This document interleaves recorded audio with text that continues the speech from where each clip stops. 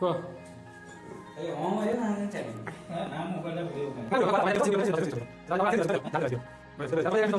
ପଇସା 10 ତାରିଖ ପାଇଯିବ।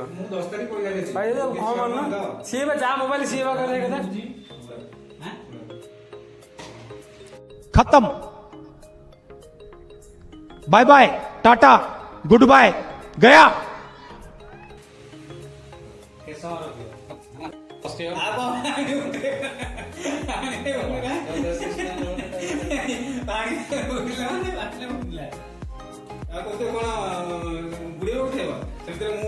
ସେ ତ କିଛି ସମୟ କହୁଥିଲେ କଣ ଯେ ସମୟ ଖାଇବି ଅଧଘଣ୍ଟା ଖାଇଲା ପରେ क्या बोला तूने?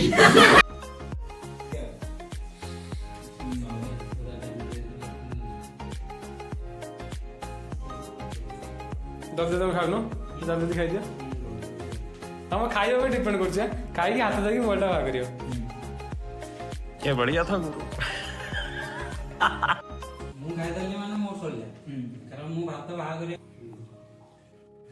ପୁରା ପାଖକୁ ଆଣୁନୁ ଦାବ କନ୍ତା ଦେବୁ ଦେଖି ଆଇଫୋନ ନୂଆ ହେଇଗଲା ଖାଲି ସାବୁନ ଆଉ ସର୍ଫ ଟିକେ ଆଣେ ଧୋଇଦେବା ଏବେ କଣ କରାହବ। कौन है ये लोग?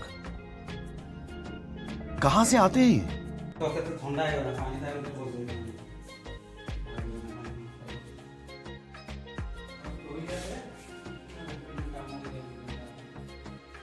କଲିଜା ଦେଖିଲ କଲିଜା ଦେଖିଲ ନା ତମ କଲିଜା ଦେଖିବ କେବେ ଦବା ଫେକ କରିଛି ମୋ ପାପୁନି କାଲି ଟୋଟାଲି ମାନେ ସୁଇଚରେ ବସେଇ ମୋ ପାପୁନି ଏତେ ଟାଣିବନି।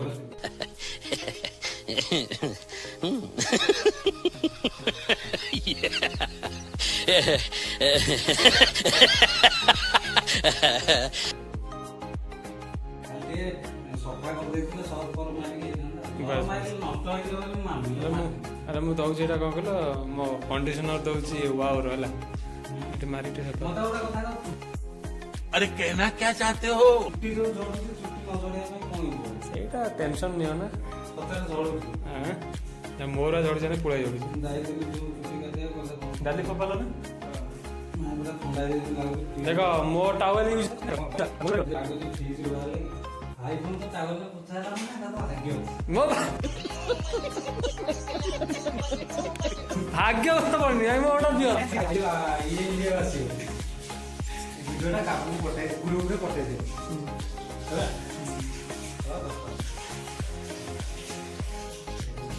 ସୁବିଧା ରହିଯାଇଛି 2 ବର୍ଷ ଚାଉଳ ଅଛି ନା ତମର? ଦେଖ ଦେଖ ଫୋନ ଦେଖ ଫୋନ ଦେଖ ଫୋନ ନା ଅଛି ବା ଠିକ ଚାର୍ଜ ନାହିଁ 2% ଚାର୍ଜ ଥିଲା